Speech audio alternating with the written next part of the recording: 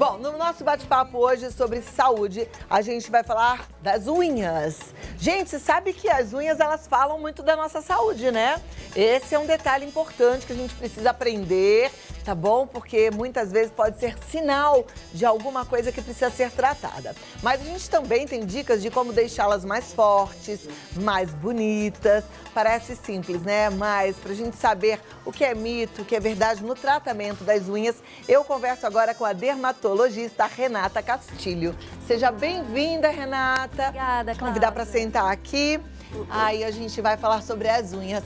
É verdade que as unhas podem delatar, assim, que tem alguma coisa acontecendo com a nossa saúde? É verdade, Cláudia. Então, as unhas, ela nos dá sinais tanto de doenças dermatológicas quanto de doenças sistêmicas. Então, o exame da unha pelo médico deve ser feito de forma bem minuciosa, porque através desse exame a gente consegue descobrir várias coisas em relação ao paciente. É mesmo? Exato. E o que pode ter, por exemplo, numa unha que está lá com um aspecto todo diferente? Por exemplo, a psoríase, que é uma doença crônica, né? Ela tem alguns sinais nas unhas. Então, se você investiga um paciente com psoríase, por exemplo, e ele tem, além das manifestações dermatológicas cutâneas, ele tem também manifestações nas unhas, essa psoríase ela é de um prognóstico um pouco pior, né? E várias outras doenças também, então líquen plano, algumas deficiências carenciais, né? Então, ao avaliar a unha, a gente consegue ter um parâmetro de como esse paciente está, de uma forma geral, além das manifestações dermatológicas também. Perfeito. A gente está sempre associando a unha à falta de alguma vitamina. A gente acha que tá quebrando, meu cabelo tá fraco, eu preciso tomar algum suplemento, né? Mas eu me lembro também que as pessoas ficam achando que pode ser simplesmente porque estão passando muito álcool gel, então a unha fica mais fraca. O que é que faz, de fato, a unha da gente ficar mais fraca? Então, realmente existe uma questão orgânica, né, que a gente precisa investigar. Então, quando o paciente chega no consultório, por exemplo, com queixa de unhas fracas, além do exame dermatológico da unha, eu preciso investigar exames laboratoriais, né, para saber as vitaminas, para saber se de repente não tem uma anemia ferropriva, hormônios da tireoide podem comprometer, né? Mas, de fato, a forma com que ele cuida dessa unha pode comprometer a saúde da unha, sim, né? Então, primeiro eu vou ver se essa unha está muito ressecada, pela forma que esse paciente está cuidando dessa unha, né? Então, a unha, conforme ela vai ficando ressecada, ela tende a ficar quebradiça, ela tende a ficar opaca, né? Então, eu preciso investigar isso como um todo. Primeira coisa, exames laboratoriais.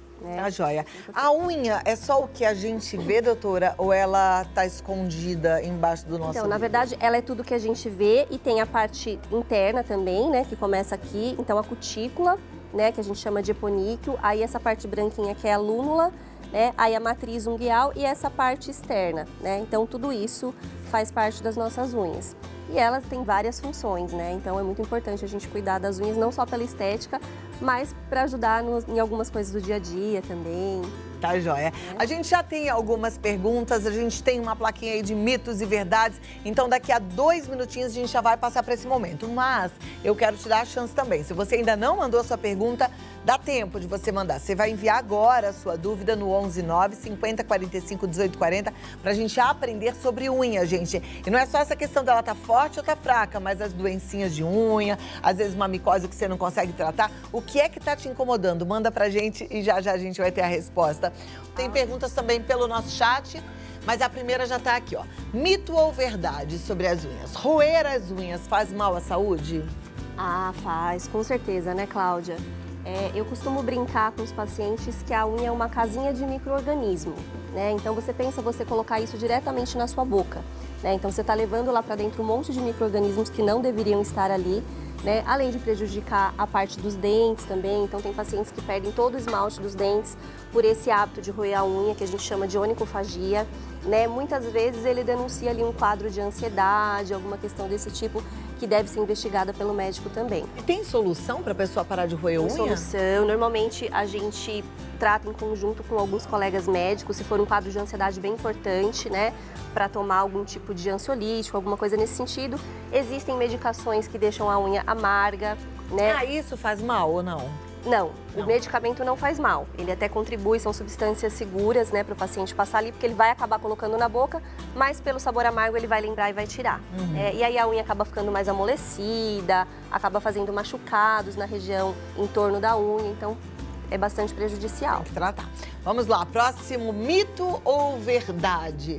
Remover as cutículas tira a proteção das unhas contra doenças? Sim, eu sei que as mulheres, né, nós amamos fazer as unhas, tirar, deixar bonitinho, mas eu sempre oriento tirar só o excesso, procurar hidratar bastante, porque realmente a cutícula é uma proteção. Então, ao remover ali a cutícula, você pode abrir uma portinha de entrada para bactéria, para alguma doença. Então, realmente o ideal é só empurrar, hidratar bastante, não remover demais, porque pode até machucar a região e favorecer a entrada de micro-organismos. Tá bom, então. Próxima. O formato da unha pode fazer com que ela encrave? Com certeza, né? Nós, brasileiros, a gente tem mania de enfiar o alicate lá embaixo, então cortar em formato arredondado. Então isso, quando a gente corta a unha dessa forma, aquela parte lateral da unha pode entrar naquela pele ao redor. E aí causa machucado e começa a gerar inflamação e fazer com que a unha fique encravada, gerando a paronychia, gerando aquela carninha que o pessoal gosta de cutucar. Então o ideal é fazer o quê? Sempre cortar em cima, retinho, e deixar a lateral sem mexer, né? Deixar a lateral livre, só hidratar e cortar em cima retinha, que daí não vai ter problema. Agora, algumas pessoas já têm uma unha encravada, né, por Sim. natureza. A minha bebê, agora já é a Carol, que vocês conhecem, vai fazer 22 anos, ela nasceu com a unha encravada, a coisa mais bonitinha, aquela unhazinha assim, inflamadinha. Eu falei, gente, um bebê de unha encravada. Sim, porque existem os formatos, né, Cláudia? Então, por exemplo, algumas unhas, elas têm o formato em telha, formato em pinça. Então, essa unha, naturalmente, ela já tende a machucar a lateral ali do dedo. Então, nesses casos, a gente precisa ir no especialista, muitas vezes até fazer uma cirurgia para deixar a unha um pouco mais retificada e não machucar essa região lateral. Né? Então, realmente, quando você deixa a unha retinha, você contribui para isso. Agora, alguns casos é da própria pessoa. Então, É verdade que a unha encravada pode trazer complicações e até amputação do dedo? Isso é raro, mas pode, porque o que acontece? Essa inflamação, ela pode ficando tão grande que pode chegar na parte óssea, né? Outras inflamações de pele também, quando você deixa ali, ela pode ir indo mais para a parte interna, atingir a parte óssea e tem uma condição que a gente chama de osteomielite. E aí, realmente, nesses casos, já vi acontecer e realmente ter que tirar o dedo ali para não levar uma condição que complique ainda mais ou que chegue para a perna, coisas desse tipo. Uau! É. Tem mais mito ou verdade?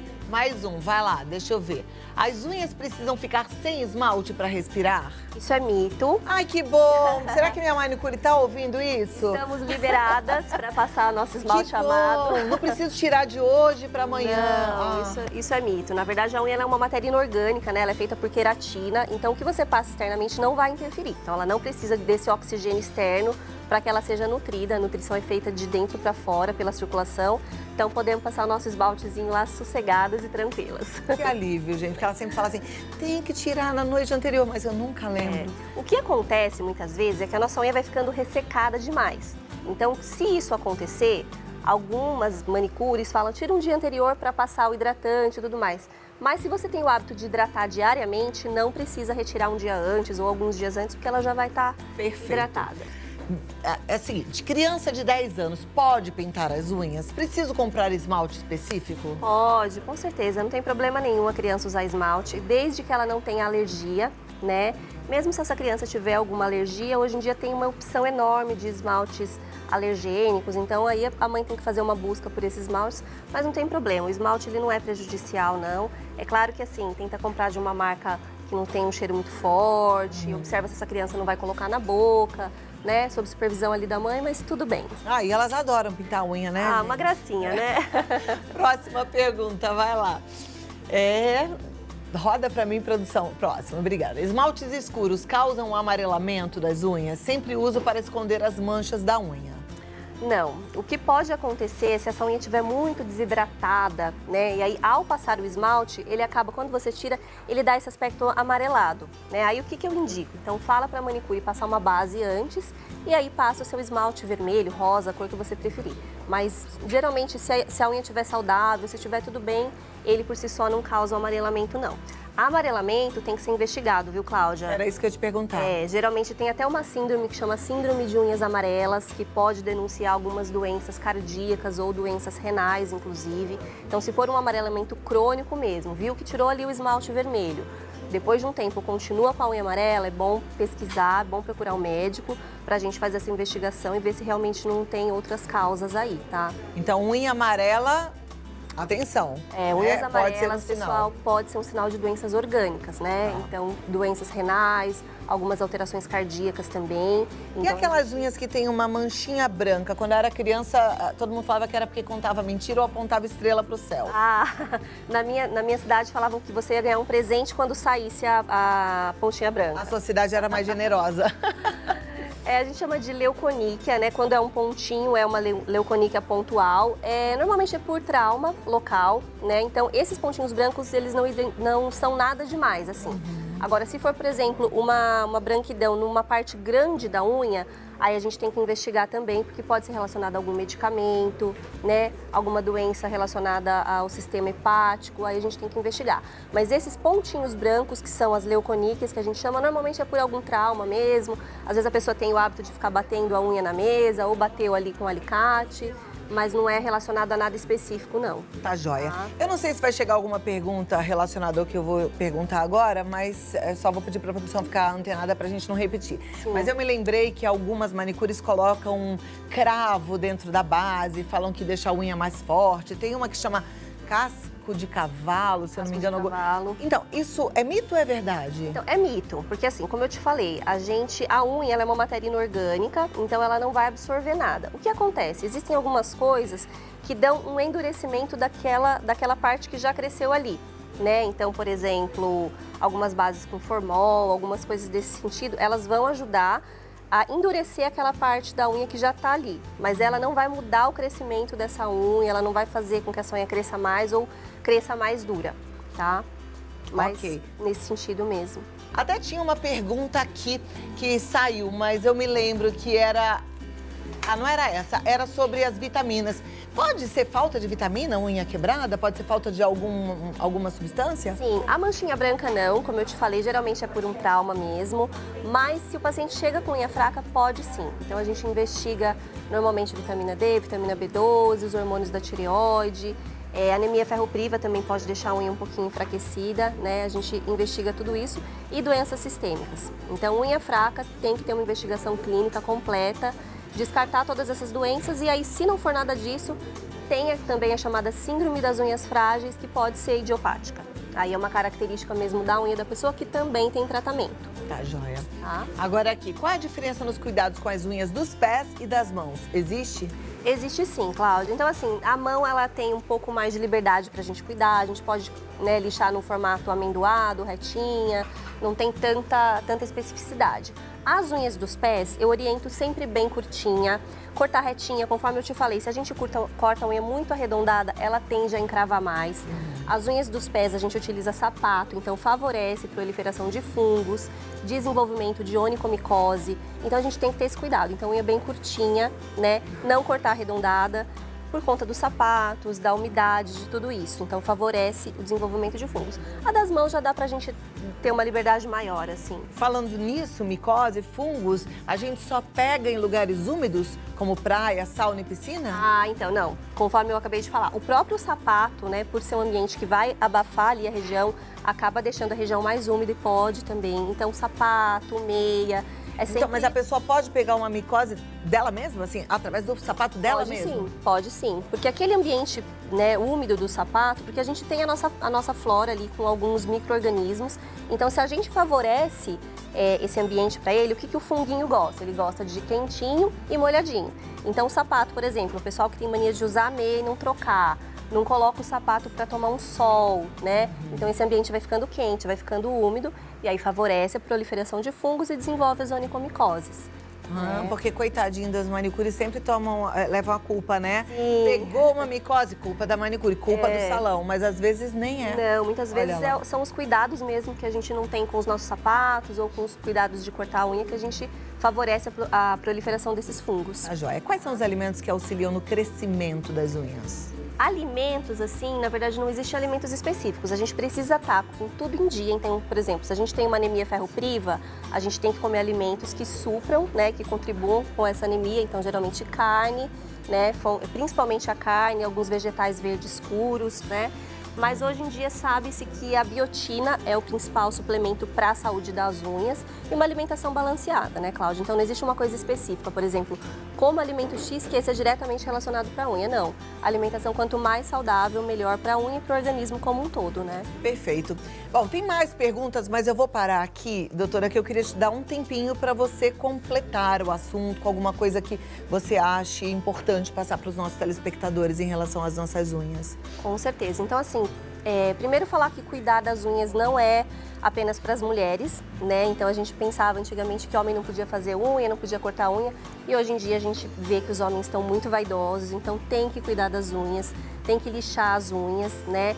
Aí o médico dermatologista, a gente sempre gosta de manter as unhas mais curtinhas, num formato mais retinho, mas a gente pode variar, né? A gente pode deixar as unhas maiores, o importante é que essas unhas estejam saudáveis, né? Porque isso, como eu falei, demonstra que a nossa saúde como um todo está bem. E se você tem a unha fraca, então existem alguns sinais que são da síndrome das unhas frágeis, conforme eu te falei. Então aquelas unhas estriadas ou aquela unha que descama, a unha muito molinha. Então chega às vezes o paciente no consultório e fala: doutora, minha unha parece um papel, né? Então muitas vezes está tudo bem com você, mas você tem essas unhas mais frágeis. Então tem tratamento, tem algumas coisas que a gente pode passar para contribuir, né? Manter as unhas muito hidratadas também contribui, porque a unha ressecada, ela tende a quebrar mais, ela tende a, muitas vezes até esfarelar, né? Então tem muitos cuidados. E assim, na dúvida, procurar o dermatologista, porque a gente é especialista nisso. E aí a gente faz um cuidado completo e específico para aquele paciente. Perfeito. Lembrei de te perguntar sobre o pós-Covid, porque no pós-Covid as pessoas perderam muito cabelo. Eu perdi muito cabelo, mas eu senti minha unha também mais fraca. Tem alguma relação? Tem uma relação, porque assim, alguns pacientes têm uma inflamação muito grande, né, por conta do Covid. Então essa inflamação sistêmica pode afetar tudo, inclusive a unha, né? A unha, conforme eu falei, ela é nutrida de dentro para fora. Então se você tem uma condição que gere essa inflamação, pode afetar sim. Inclusive tive muitos pacientes que relataram essa fragilidade da unha no pós-Covid e aí a gente tratou E como é que é o tratamento? Então, geralmente a biotina pode contribuir, né? Um suplemento que é comprovado que melhora a unha. E existem hoje na indústria farmacêutica diversos produtos. Então tem produtos do tipo esmalte, tem produtos do tipo canetinha, existem alguns hidratantes para passar em volta, para ir fortalecendo essa unha, para ir tirando essas camadinhas que estão, né, que estão descamativas ali e vai melhorando. E paciência, né, Cláudia? Paciência, demora que é um pouquinho para crescer, mas É cresce. como o cabelo, né? Exatamente. A gente tem que ter paciência, porque não é assim, passou, melhorou, mas melhora, né? Melhora. Melhora se a Importante gente cuidar, trata, melhora. né? É importante ter esses cuidados, mas vai melhorando sim, fica bem joia. bonita. Muito obrigada, doutora. Imagina, Prazer em querida, foi um conhecê-la. prazer. Vou passar os contatos da doutora Renata Castilho. Ela é dermatologista, tá no Instagram como drarenata.castilho. drarenata.castilho. O telefone é o 11 3341 8441. Se você quiser marcar para bater um papo, é claro que não fala só de unha, gente. Unha, pele, cabelo, tudo que envolve dermatologia, tanto a parte estética quanto a parte clínica. Muito obrigada e até a próxima. Obrigada a você, querida.